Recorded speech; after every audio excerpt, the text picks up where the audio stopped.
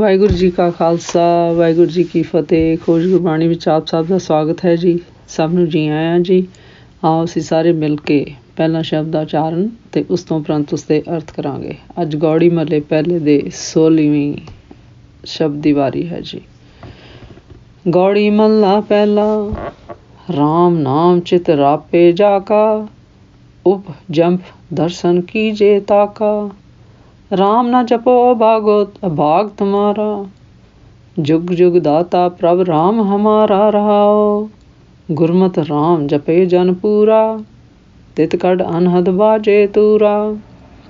जो जन राम भगत हर प्यार, से प्रभ राखे कृपा तार।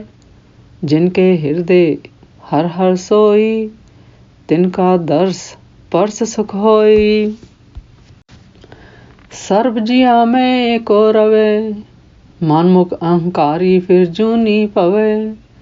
सो बूझे जो सतगुर पाए, होमे मारे गुर सबदे पाए। अर्ध उर्द की संद क्यों जाने, गुरमुख संद मिले मन माने। हम पापी निर्गुण को गुण गईए करिए, प्रभ होए दयाल नानक जन तरिए। 16 अस्तियाँ ग्वारेरी गौड़ी कियाँ, हम पापी निर्गुण को गुण कई करिए। प्रभ होए दयाल नानक जन तरिए। 16 अस्तियाँ ग्वारेरी गौड़ी कियाँ।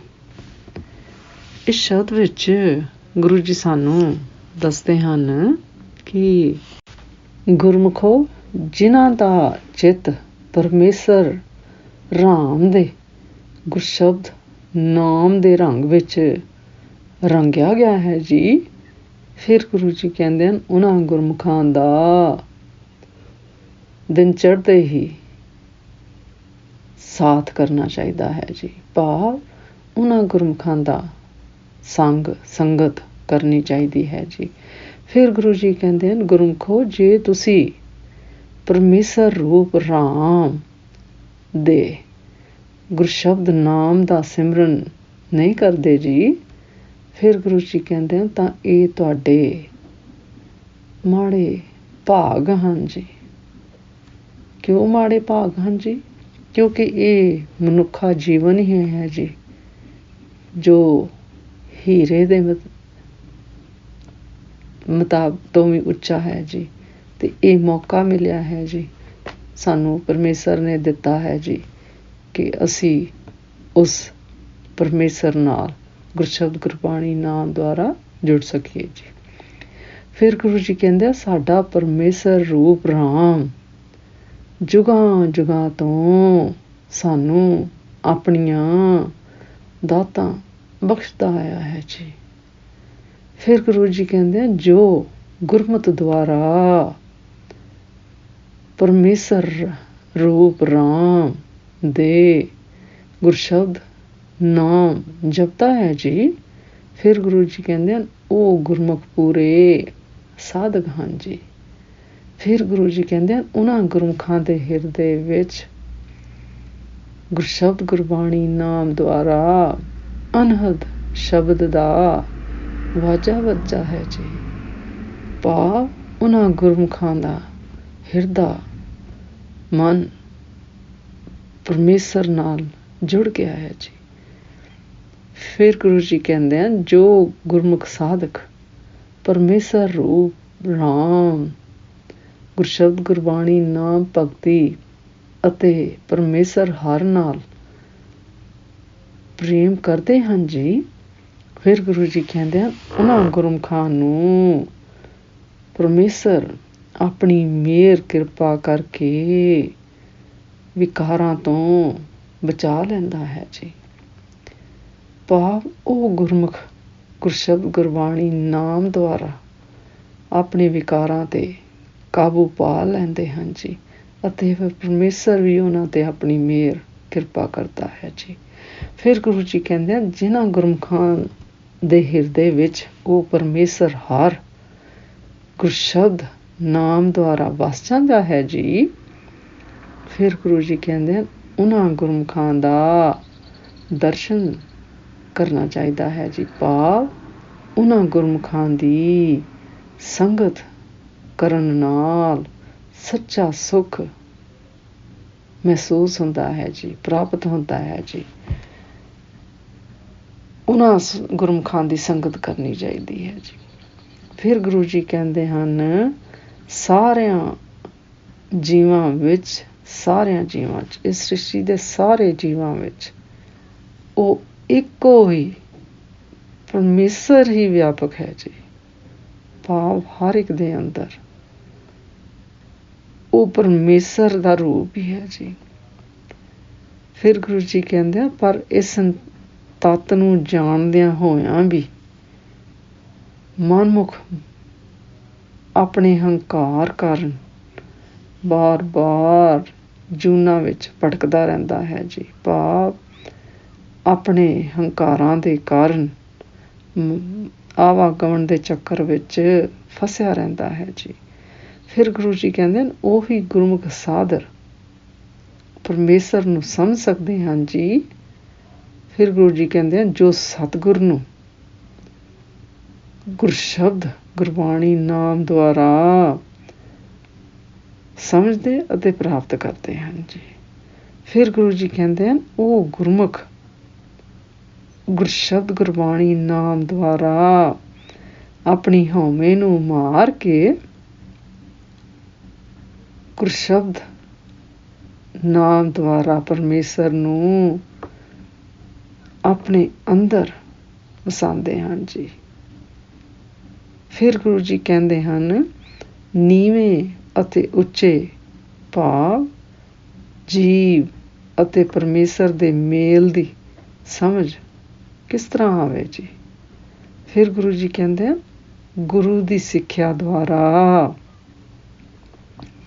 ਗੁਰਬਾਣੀ ਦੁਆਰਾ, ਸਾਡੀ ਗੁਰਮਤਿ ਦੁਆਰਾ, ਗੁਰਸ਼ਬਦ ਗੁਰਬਾਣੀ ਨਾਮ ਨਾਲ ਜਦੋਂ ਮੇਲ ਹੁੰਦਾ ਹੈ ਜੀ, ਫਿਰ ਗੁਰੂ ਜੀ ਕਹਿੰਦੇ ਤਾਂ ਇਹ ਮਨ ਪਤੀਜ ਜਾਂਦਾ ਹੈ ਜੀ। ਭਾਵ ਕਾਬੂ ਵਿੱਚ ਆ ਜਾਂਦਾ ਹੈ ਜੀ। ਫਿਰ ਗੁਰੂ ਜੀ ਕਹਿੰਦੇ ਹਨ, ਹੇ ਪਰਮੇਸ਼ਰ, ਸਾਨੂੰ ਪਾਪੀਆਂ ਅਤੇ ਗੁਣਹੀਣਾਂ ਨੂੰ ਆਪਣੇ ਗੁਰਸ਼ਬਦ ਗੁਰਬਾਣੀ ਨਾਮ ਦੁਆਰਾ ਤਰ੍ਹਾਂ ਗੁਣ ਪ੍ਰਾਪਤ ਪ੍ਰਦਾਨ ਕਰੋ ਜੀ। ਫਿਰ ਗੁਰੂ ਜੀ ਕਹਿੰਦੇ ਹਨ, ਪਰਮੇਸ਼ਰ ਜੇ ਆਪਣੀ ਮਿਹਰ ਕਿਰਪਾ ਕਰੇ ਤਾਂ ਹੀ ਇਸ ਭਾਵ ਸਾਗਰ ਤੋਂ ਤਰਿਆ ਜਾ ਸਕਦਾ ਹੈ ਜੀ। ਭਾਵ ਤੁਸੀਂ ਗੁਰਸ਼ਬਦ ਗੁਰਬਾਣੀ ਨਾਮ ਨਾਲ ਜੁੜੋ, ਲਿਵ ਲਗਾਓ, ਆਪਣੇ ਆਪ ਨੂੰ ਪਛਾਣੋ ਔਰ ਪਰਮੇਸ਼ਰ ਨੂੰ ਪਛਾਣੋ। ਫਿਰ ਪਰਮੇਸ਼ਰ ਦੀ ਮਿਹਰ ਕਿਰਪਾ ਹੋਵੇ, ਜੇ ਉਹ ਦਿਆਲ ਹੋਵੇ ਤਾਂ ਹੀ ਉਸ ਨਾਲ ਅਸੀਂ ਲੱਗ ਸਕਦੇ ਹਾਂ ਜੀ। ਉਸ ਦੀ ਵੀ ਮਿਹਰ ਚਾਹੀਦੀ ਹੈ ਜੀ, ਦਿਆਲਤਾ ਚਾਹੀਦੀ ਹੈ ਜੀ, ਤਾਂ ਹੀ ਅਸੀਂ ਇਸ ਕੰਮ ਵਿੱਚ ਸਫਲ ਹੋ ਸਕਦੇ ਹਾਂ ਜੀ। ਇਸ ਸ਼ਬਦ ਦਾ ਸਾਰ ਇਸ ਤਰ੍ਹਾਂ ਕਰੀਏ ਜੀ, ਜਿਸ ਤਰ੍ਹਾਂ ਇਸ ਸ਼ਬਦ ਦੀ ਇਸ ਪੰਕਤੀ 'ਚ ਗੁਰੂ ਜੀ ਦੱਸਦੇ ਹਨ, ਰਾਮ ਨਾਮ ਚਿਤਰਾਪੇ ਜਾ ਕਾ ਉਪਜਮ ਦਰਸ਼ਨ ਕੀਜੇ ਤਾਕਾ। ਰਾਮ ਨਾਮ ਚਿਤਰਾਪੇ ਜਾ ਕਾ ਉਪਜੰਪ ਦਰਸ਼ਨ ਕੀਜੇ ਤਾਕਾ। ਭਾਵ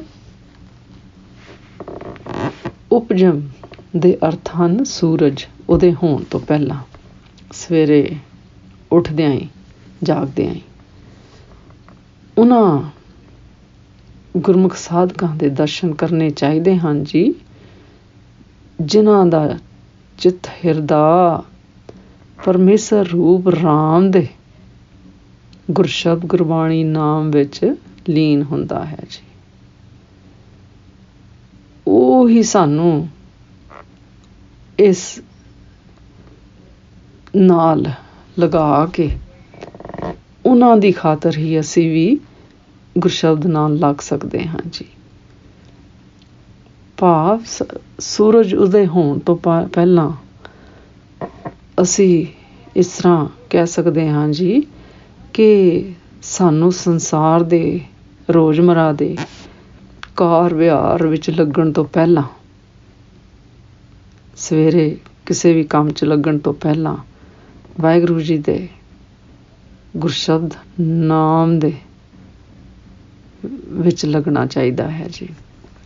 ਗੁਰੂ ਜੀ ਕਹਿੰਦੇ ਹਨ ਅਤੇ ਉਹਨਾਂ ਗੁਰਮੁਖਾਂ ਦਾ ਸਾਥ ਸੰਗਤ ਕਰਨੀ ਚਾਹੀਦੀ ਹੈ ਜੀ ਜੋ ਗੁਰਸ਼ਬਦ ਗੁਰਬਾਣੀ ਨਾਮ ਨਾਲ ਜੁੜੇ ਹੋਣ। ਸੋ ਫਿਰ ਗੁਰੂ ਜੀ ਕਹਿੰਦੇ ਹਨ ਜਿਨ੍ਹਾਂ ਗੁਰਮੁਖਾਂ ਦੇ ਹਿਰਦੇ ਵਿੱਚ ਵਾਹਿਗੁਰੂ ਜੀ ਦੀ ਗੁਰਸ਼ਬਦ ਗੁਰਬਾਣੀ ਨਾਮ ਦੀ ਪ੍ਰੇਮਾ ਭਗਤੀ ਵਸ ਗਈ ਹੋਵੇ ਜੀ, ਫਿਰ ਗੁਰੂ ਜੀ ਕਹਿੰਦੇ ਹਨ ਇਹੋ ਜਿਹੇ ਗੁਰਮੁਖਾਂ ਦੇ ਸਾਥ ਨਾਲ ਸੰਗਤ ਨਾਲ ਆਤਮਿਕ ਸੁੱਖ ਮਿਲਦਾ ਹੈ ਜੀ। ਫਿਰ ਗੁਰੂ ਜੀ ਕਹਿੰਦੇ ਹਨ ਉਹ ਗੁਰਮੁਖ ਗੁਰਸ਼ਬਦ ਨਾਮ ਅਭਿਆਸੀ ਦੇ ਸਾਥ ਤੋਂ ਅਸੀਂ ਅੰਮ੍ਰਿਤ ਵੇਲੇ ਜਾਗਣ ਦੀ ਸਾਨੂੰ ਪ੍ਰੇਰਨਾ ਮਿਲ ਸਕਦੀ ਹੈ ਜੀ। ਫਿਰ ਗੁਰੂ ਜੀ ਕਹਿੰਦੇ ਹਨ ਉਹਨਾਂ ਦਾ ਸੰਗਤ ਵਿੱਚ ਅਤੇ ਗੁਰਸ਼ਬਦ ਗੁਰਬਾਣੀ ਨਾਮ ਗੁਣ ਗਾਣ ਕਰਨ ਨਾਲ ਸਾਡਾ ਹਿਰਦਾ ਵੀ ਉਸ ਨਾਲ ਜੁੜ ਸਕਦਾ ਹੈ ਜੀ। ਫਿਰ ਗੁਰੂ ਜੀ ਕਹਿੰਦੇ ਹਨ ਉਹਨਾਂ ਦੀ ਸੰਗਤ ਨਾਲ ਸਾਡੇ ਪੰਜ ਚੋਰ ਭਾਵ ਮਾਇਆਵੀ ਵਿਕਾਰ ਨੱਸ ਜਾਣਗੇ ਜੀ, ਭਾਵ ਕਾਬੂ ਵਿੱਚ ਆ ਜਾਣਗੇ ਜੀ ਅਤੇ ਸਾਡੇ ਹਿਰਦੇ ਅੰਦਰ ਅਨਹਦ ਸ਼ਬਦ ਗੁਰਸ਼ਬਦ ਨਾਮ ਦੇ ਵਾਜੇ ਵੱਜਣ ਲੱਗ ਜਾਣਗੇ ਜੀ।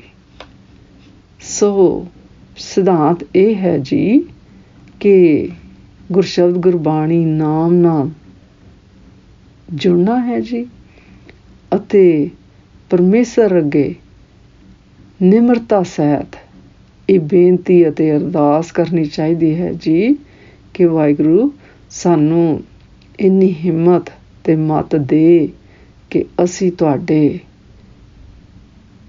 ਸੱਚੇ ਅੰਮ੍ਰਿਤ ਰੂਪ ਗੁਰਸ਼ਬਦ ਗੁਰਬਾਣੀ ਨਾਮ ਨਾਲ ਜੁੜ ਸਕੀਏ ਜੀ।